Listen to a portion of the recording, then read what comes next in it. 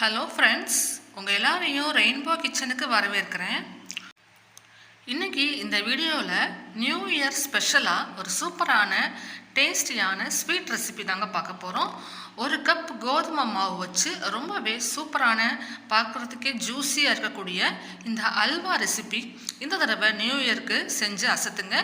ரொம்பவே சிம்பிளாக ஒரு 10 நிமிஷத்தில் செய்யக்கூடிய ரெசிபி தாங்க. வாங்க இப்போ எப்படி செய்யலான்னு பார்க்கலாம். இப்போது இந்த கப்பில் ஒரு கப் அளவுக்கு சர்க்கரை எடுத்துக்கோங்க. எல்லா பொருட்களும் ஒரே கப்பில் அளந்துக்கோங்க. ஒரு கப் சர்க்கரையில் இப்போ அதே கப்பில் 2 கப்பு தண்ணி சேர்த்துக்கலாம். 2 கப்பு தண்ணி சேர்த்துட்டு இப்போ ஸ்டவ் ஆன் பண்ணிவிட்டு நம்ம இந்த சர்க்கரையை நல்லா சூடு பண்ணி கரைச்சிக்க போகிறோம். கரைச்சிக்க மட்டும்தான் போகிறோம், மற்றபடி இதில் பாகுபதம்லாம் எதுவும் தேவையில்லை. நல்லா அந்த சர்க்கரை சூடு ஏறி நல்லா கரைஞ்சி வந்தால் போதும். இது கரைஞ்சதுக்கு அப்புறமும் இதை ஸ்டவ்வில் இன்னொரு பக்கம் மாற்றி வச்சுருங்க. ஏன்னா இது நமக்கு இந்த டிஷ் நம்ம செஞ்சு முடிக்கிற வரைக்கும் சூடாகவே இருக்கணும். இப்போ ஸ்டவ்வில் அந்த பக்கம் இந்த சர்க்கரை கரைஞ்ச பிறகு மாற்றிட்டேன். இப்போ இன்னொரு கடாயில் 1/2 கப் அளவுக்கு நெய் சேர்த்துக்கோங்க. இந்த நெய் நல்லா உருகி சூடானதுக்கு பிறகு அதில் 1 கப் அளவுக்கு கோதுமை மாவு சேர்த்துக்கலாம். கோதுமை மாவு சேர்த்துட்டு நல்லா இந்த நெய்யில் அந்த கோதுமை மாவை முதல்ல மிக்ஸ் பண்ணி விடுங்க. மிக்ஸ் பண்ணிவிட்டு நல்லா இது கட்டிகள் இல்லாமல் நல்லா மிக்ஸ் பண்ணி வந்த பிறகு இப்போ ஸ்டவ்வோட ஃப்ளேமை மீடியம் ஃப்ளேமுக்கு மாற்றிக்கோங்க. மீடியம் ஃப்ளேமில் இது நல்லா இந்த மாதிரி பபிள்ஸாக பொரிஞ்சு நல்லா நுரைச்சி வெந்து வரும் இந்த கோதுமை மாவு. அது வரைக்கும் இதை கைவிடாமல் கலந்து விடணும். இந்த நெய்யில் இந்த கோதுமை மாவு நல்லா வறுபட்டு ஒரு வாசனையும் வர ஆரம்பிக்கும். கொஞ்சம் நேரத்துக்கு அப்புறம் ஒரு 4லேருந்து 5 நிமிஷம் நல்லா மீடியம் ஃப்ளேமில் நம்ம இதை அப்படியே வறுக்கும் போது அந்த மாவுடைய கலர் நல்லா சேஞ்ச் ஆகி டார்க் கலராகி வரும். இப்போ ஒரு 5லேருந்து 6 நிமிஷத்துக்கு மேலே நம்ம மீடியம் ஃப்ளேமில் வறுத்த பிறகு பாருங்கள் நல்லா நுரைச்சி வந்துட்டுருக்கு. இந்த நுரையெல்லாம் இன்னொரு 1 நிமிஷத்தில் நல்லா அடங்கிரும். மாவுடைய கலரும் நல்லா டார்க் ஆகி வந்திருக்கும். அது வரைக்கும் நம்ம இதை பொறுமையாக வறுத்துக்கணும். ரொம்ப ஹை ஃப்ளேமில் வச்சிடாதீங்க, ரொம்ப சிம்லையும் வச்சிடாதீங்க. மீடியம் ஃப்ளேமில் வச்சிங்கன்னா உங்களுக்கு சீக்கிரமாகவே வேலை முடிஞ்சிடும். இப்போ பார்த்தீங்களா, மீடியம் ஃப்ளேம்லேயே தான் நமக்கு ஸ்டவ் இருக்குது.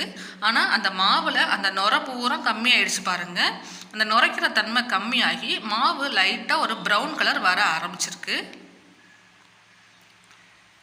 இந்த அளவுக்கு நெய்யில் இந்த மாவு நல்லா வறுபட்டு வந்த பிறகு நம்ம ஸ்டவ்வில் அந்த பக்கம் சூடாக கரைச்சி வச்சுருக்கோம் இல்லையா சர்க்கரை பாகு, அதை இப்போ இதில் சேர்த்துக்க போகிறோம். பாருங்கள், இந்த அளவுக்கு அந்த சர்க்கரை பாகு சேர்க்கும் போது அந்த மாவில் நுரையெல்லாம் வரக்கூடாது. நுரையெல்லாம் அடங்கி நமக்கு கலர் நல்லா ப்ரௌன் கலரில் இருக்கணும். இப்போ இந்த சூடான சர்க்கரை தண்ணி நம்ம கரைச்சி வச்சுருக்கோம் இல்லையா, அதை கொஞ்சம் கொஞ்சமாக சேர்த்துக்கோங்க. ஒரே தடவையில் சேர்த்துட வேண்டாம்.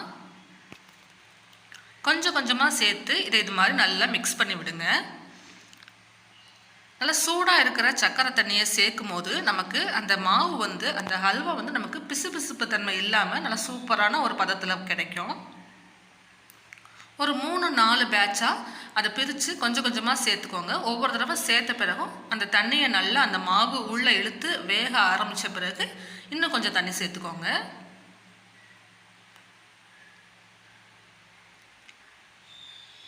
பாருங்கள், இப்போ நம்ம எல்லா தண்ணியுமே இதில் மிச்சம் இருக்கிற எல்லா தண்ணியுமே சேர்த்துக்கலாம். இப்போ நான் எல்லாத்தையுமே சேர்த்துட்டேன். சேர்த்து இந்த மாதிரி நல்லா மிக்ஸ் பண்ணி விடுங்க. மிக்ஸ் பண்ணும்போது ஒரு 2லேருந்து 3 நிமிஷத்தில் பார்த்தீங்கன்னா நல்லா கெட்டிப்பட்டு வர ஆரம்பிச்சிடும் நம்மளோட ஹல்வா.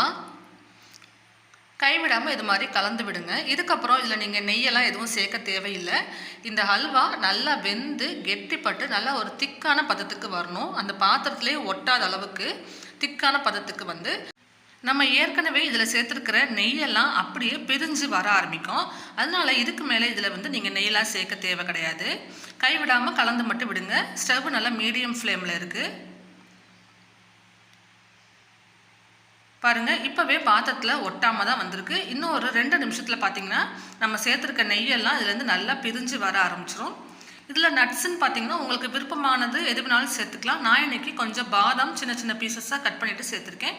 நீங்கள் முந்திரி பருப்பு இருந்ததுன்னா அதை கூட கட் பண்ணிவிட்டு சேர்த்துக்கலாம். இப்போ பாருங்கள், நம்ம ஊற்றின அந்த நெய்யெல்லாம் அந்த ஓரங்களில் நல்லா பிரிஞ்சு வர ஆரம்பிச்சிருச்சு. உங்களுக்கு பார்த்தாலே தெரியும் அல்வா எந்த மாதிரி ஒரு சூப்பரான பதத்தில் இருக்குது பாருங்கள். பிசுபிசுப்பு தன்மை இல்லாமல் நல்ல ஒரு சூப்பரான பாருங்கள். நீங்கள் இப்படி கரண்டியில் எடுத்து இப்படி கீழே போட்டிங்கன்னா அப்படியே அல்வா வந்து ஒட்டாமல் கொள்ளாமல் அப்படியே விழுகும். ரொம்பவே சூப்பரான டேஸ்ட்லையும் இருக்கும். இப்போ பார்த்தீங்கன்னா உங்களுக்கு நல்லாவே தெரியும், நம்ம ஊற்றியிருந்த அந்த நெய் பூரா பாருங்கள் ஓரங்களில் நல்லா பிரிஞ்சு வர ஆரம்பிச்சிருச்சு. அல்வாவோட பதமும் உங்களுக்கு பார்த்தாலே தெரியும், அந்த பாத்திரத்துலேயே ஒட்டாமல் அப்படியே வழுக்கிட்டு போகுது பாருங்கள். பாத்திரத்துலேயும் ஒட்டாது, கரண்டிலையும் ஒட்டாது, நல்லா சூப்பராக இருக்கும். அதே சமயம் பிசுபிசுப்பு இல்லாமல் டேஸ்டியான இந்த அல்வா ரெசிபி இதே மாதிரி ட்ரை பண்ணி பாருங்கள். நான் உங்களுக்கு ஒரு ஸ்பூனில் எடுத்து காமிக்கிறேன் பாருங்கள் எப்படி இருக்குன்ட்டு. அந்த அல்வாவோட பதத்தை பார்த்தாலே உங்களுக்கு தெரியும் பாருங்கள். இப்படி நீங்கள் போடும்போது அந்த ஸ்பூன்லேருந்து அது அப்படியே கீழே விழுந்துடும். உங்களுக்கு அந்த கோதுமை மாவில் அல்வா செஞ்சால் எப்போயுமே இந்த இன்ஸ்டண்ட்டான மாவை வச்சு செய்யும் போது அந்த பிசுபிசுப்பு தன்மை இருக்கும். நீங்கள் இந்த மெத்தடில் ஒரு தடவை ட்ரை பண்ணி பாருங்கள். நல்லாவே ஒரு சூப்பரான டேஸ்டியாக இருக்கும் பாருங்கள். இந்த மாதிரி எடுத்து நீங்கள் ஒரு கரண்டியில் போடும்போது அந்த பாத்திரத்துலேயும் கரண்டிலையும் ஒட்டாமல் அந்த அல்வா வந்து அப்படியே வழுக்கிட்டு போகுங்க. பார்க்குறதுக்கே சூப்பராக இருக்குது. டேஸ்ட்டும் ரொம்பவே அட்டகாசமாக இருந்தது. நீங்களும் இதே மாதிரி ட்ரை பண்ணி பாருங்கள். இந்த தடவை நியூ இயருக்கு நல்லா சுட சுட சாப்பிடும்போது எவ்வளவு சாப்பிட்றோன்னு அளவு நமக்கே தெரியாத அளவுக்கு அவ்வளோ ஒரு சூப்பரான டேஸ்ட்லையும் இருந்தது. பார்க்குறதுக்கும் ரொம்பவே பர்ஃபெக்டான ஒரு பதத்தில் வந்திருந்தது. இதே மாதிரி அல்வா ரெசிபி நீங்கள் ட்ரை பண்ணி பாருங்கள். உங்களுக்கு இந்த வீடியோ பிடிச்சிருந்தா லைக் பண்ணுங்கள். நம்ம சேனலை சப்ஸ்கிரைப் பண்ணி வச்சுக்கோங்க. தேங்க்யூ.